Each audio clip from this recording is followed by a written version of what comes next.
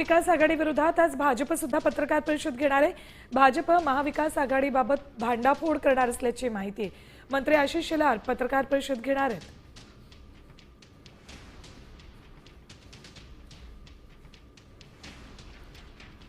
तर एकीकडे महाविकास आघाडीच्या सत्याच्या मोर्चानंतर आज उद्धव ठाकरे पत्रकार परिषद घेत आहेत। गेल्या काही दिवसांपासून राज्यात सुद्धा महाविकास आघाडीने मत चोरी आणि मतदार याद्यांमधील घोळांबाबत रान उठवलं असतानाच आता भाजपने मात्र महाविकास आघाडीचा भांडाफोड करणार असल्याचं म्हटलंय।